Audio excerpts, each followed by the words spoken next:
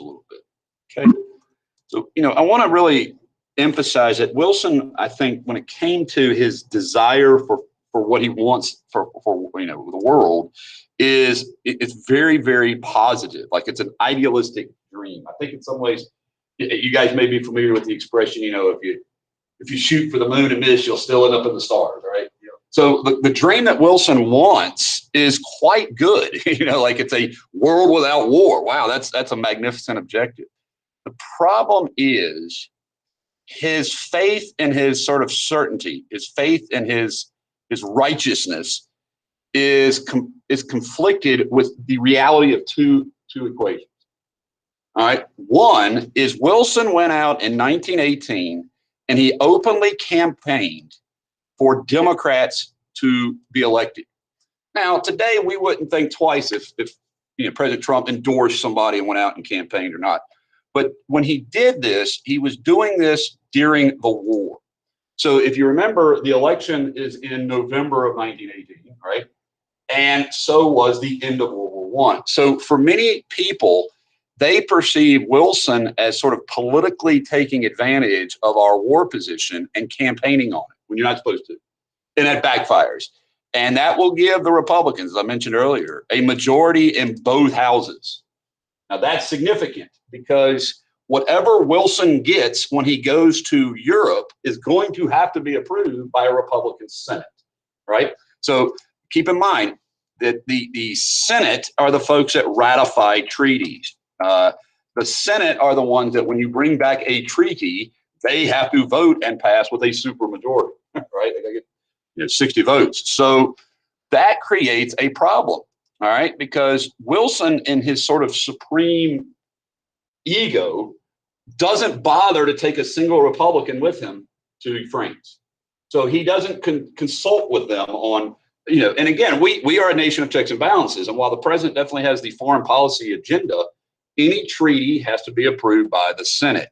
And particularly sort of his counterpart, who is a Republican imperialist, who was a good friend of Theodore Roosevelt's, Henry Cabot Lodge. He is going to be the head of the Senate Foreign Relations Committee. And so he's the guy who's in charge of leading the approval of the treaty or not.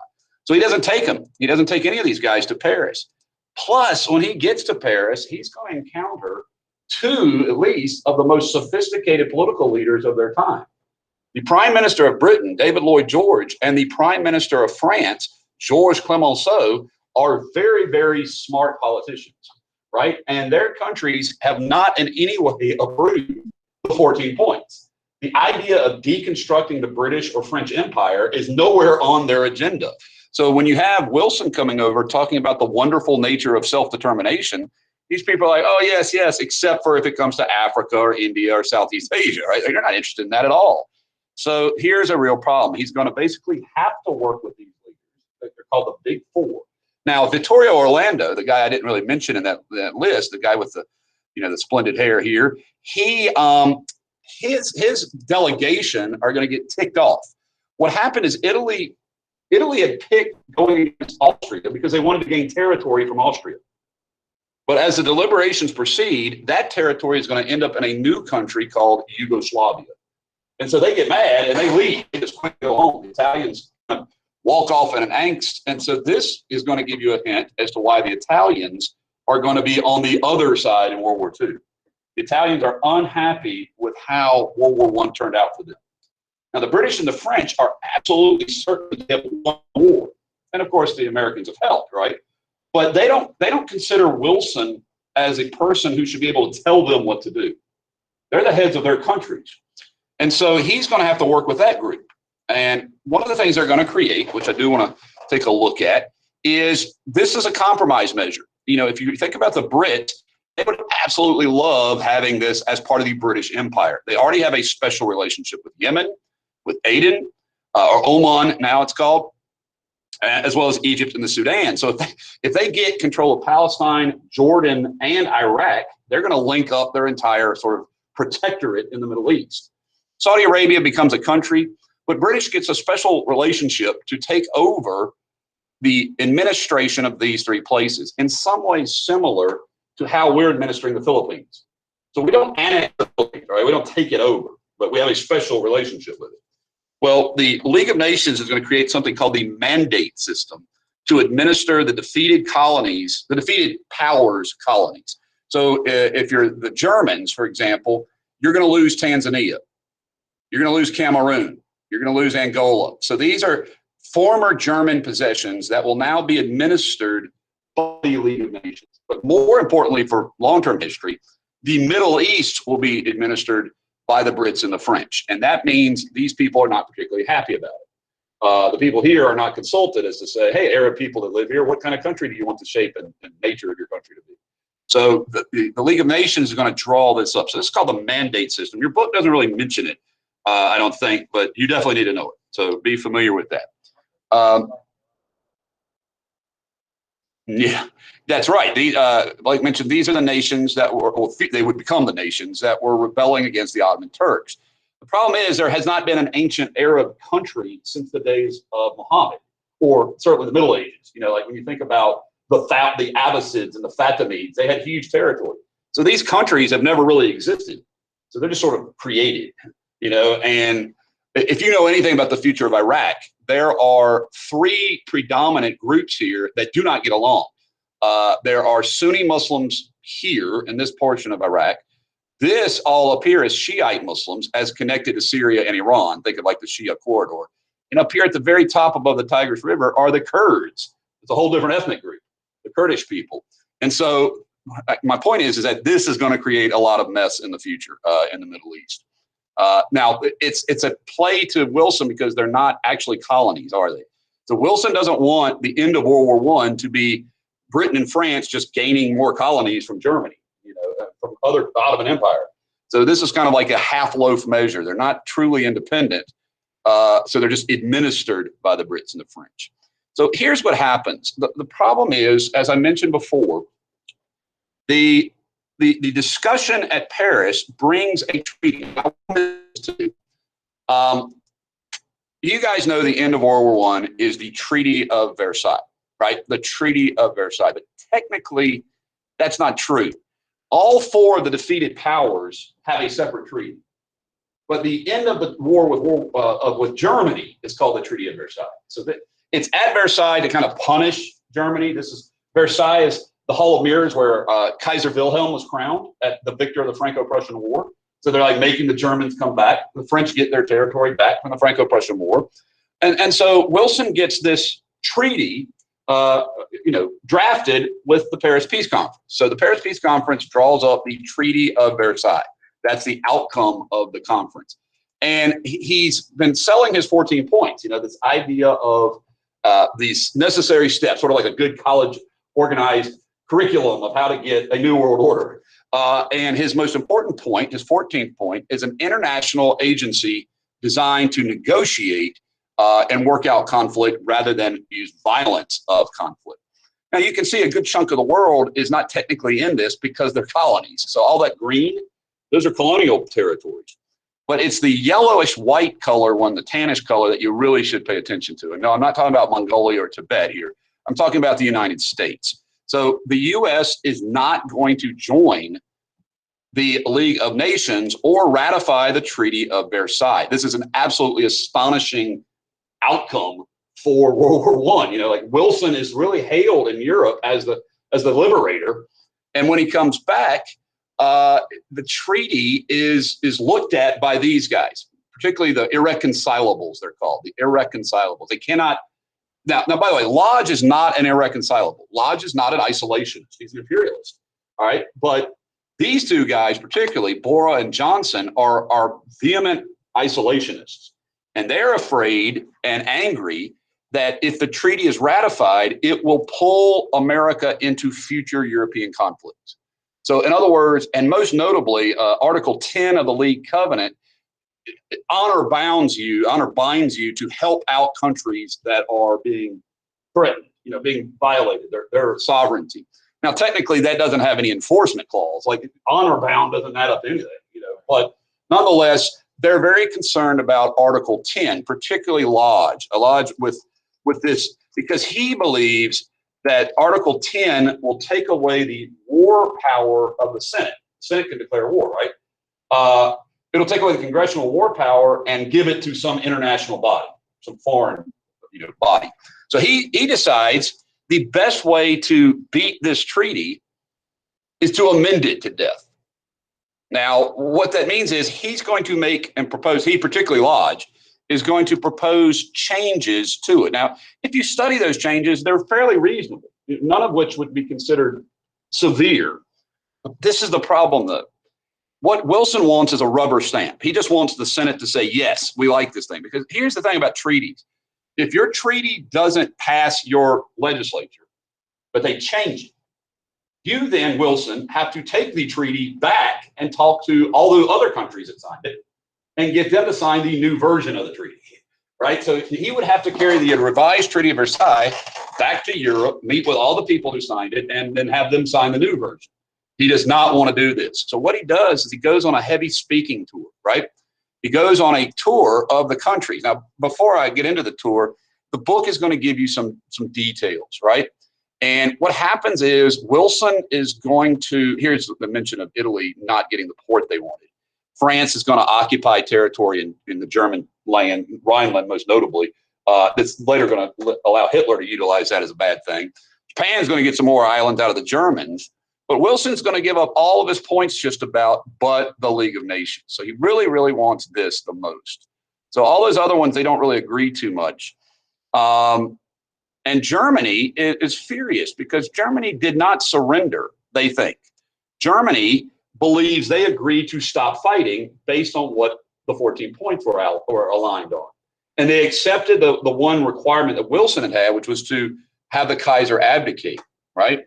So when they get the Treaty of Versailles in it, it says, for example, Germany bears sole responsibility for this conflict, right? Sole responsibility. It's the war guilt clause is what it's called. So Germany actually has to, and does because they endorsed the treaty, has to admit that it's their fault the war happened. Now keep in mind, we've been calling this thing World War I the whole time I've been talking about it, but the name of the war during the war was the Great War.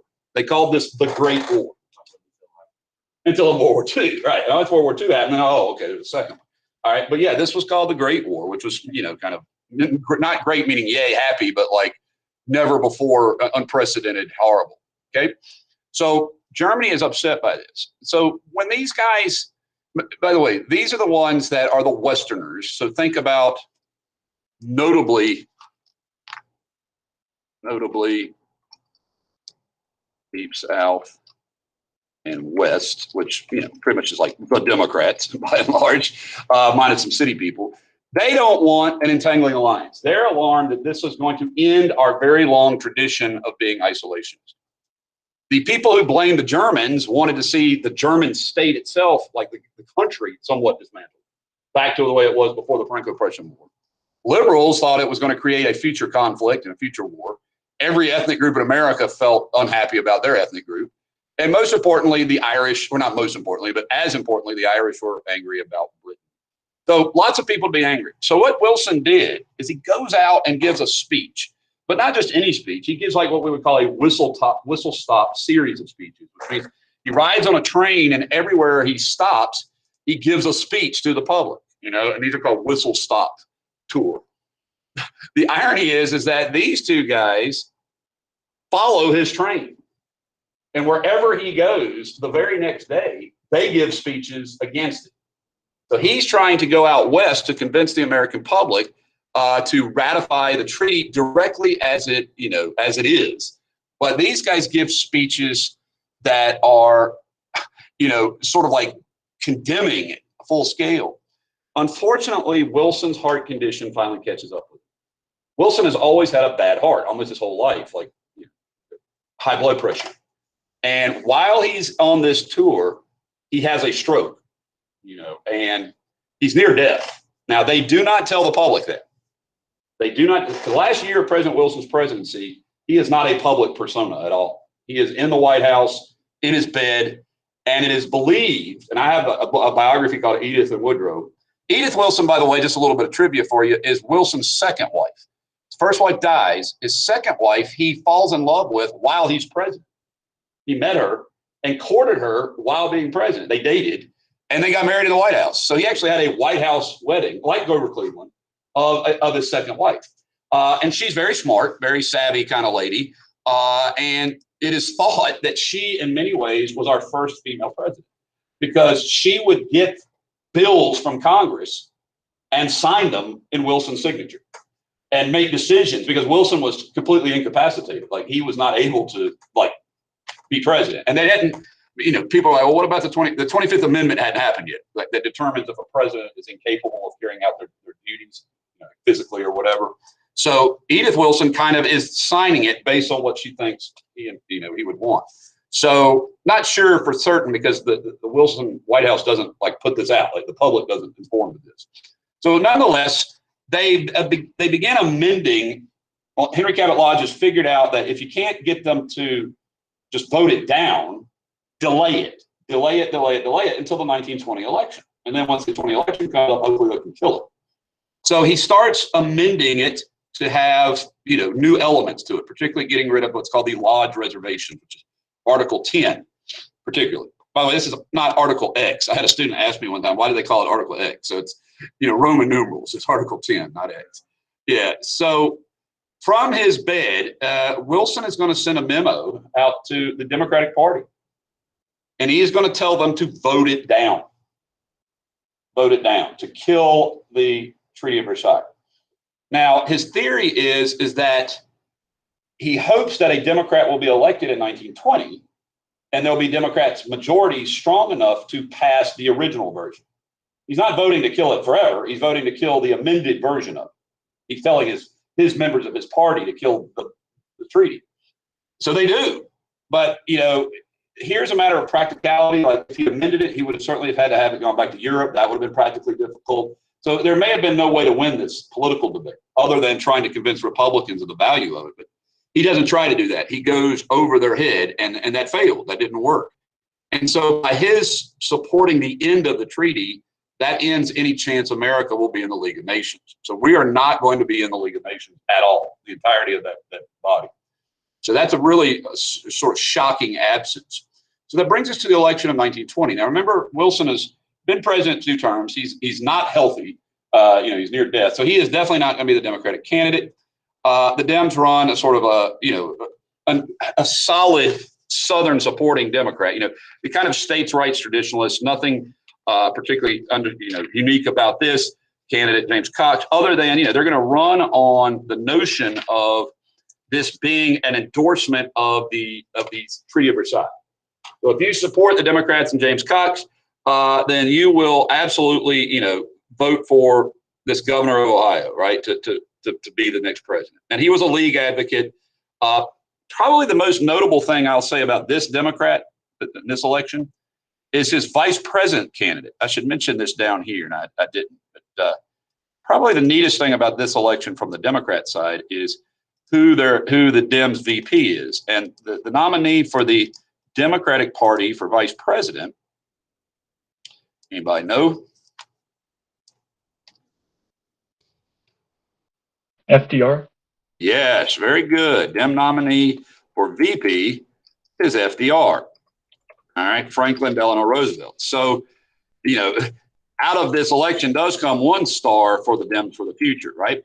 But the Republicans have really felt that they have the tone of the American public, and that is with a tremendous slogan that really totally works. And that is, in typical Warren Harding fashion, a made-up word, a return to normalcy. Now, Warren Harding was the utter epitome of a sort of political party machine man. Warren Harding was from Ohio, that crucial battleground state. He was a senator who was kind of a get along, go along kind of guy, nice fella, really charming, pro-business. And, when he was the nominee, the Republicans were like, yay, we got one of our own kind of guy. And so he was nicknamed the Great Bloviator for all the talking he could do. He's kind of like me. We talk a lot. Senators love to ramble on, right? But he actually made up a word here. There was no such word as normalcy in the English language. Now, today, it's in the English language. Thank you, Warren Harding. But the actual word is, if you're going to use it properly, normality. if you want to return to a state of being normal, that's normality. But in typical Harding fashion, you know, you're not going to let a little bit of proper English bother him. And so he says Americans want a return to normalcy. And what he's saying, and it's really a true statement, an end to progressivism.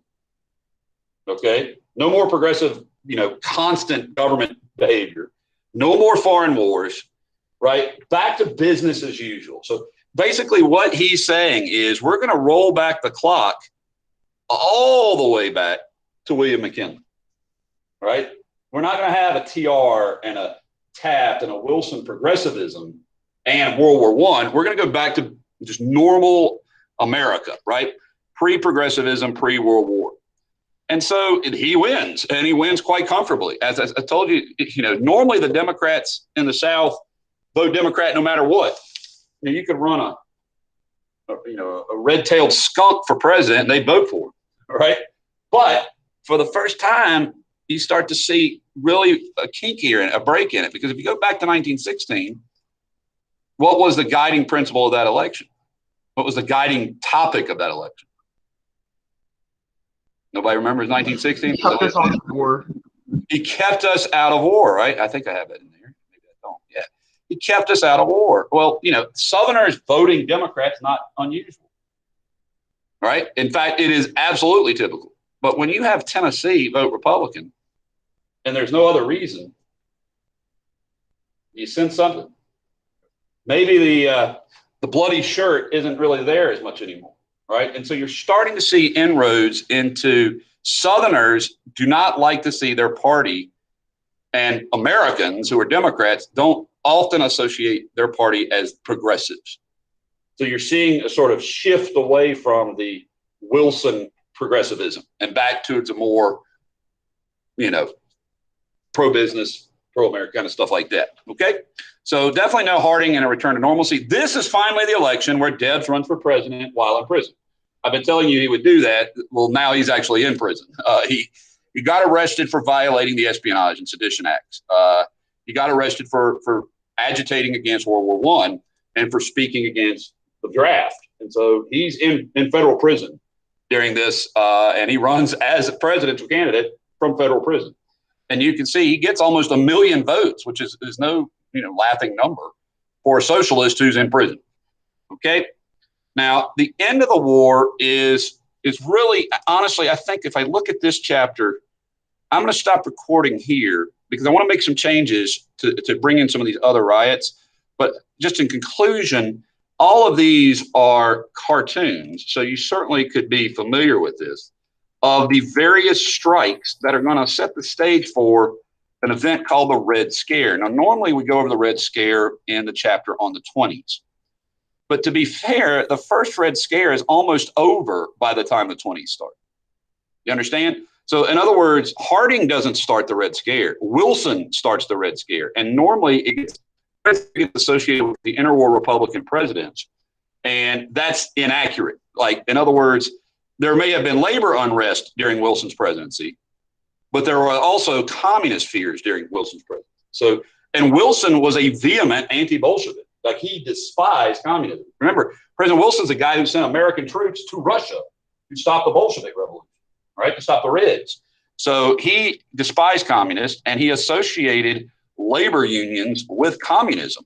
So here's a departure. If you're a Democrat,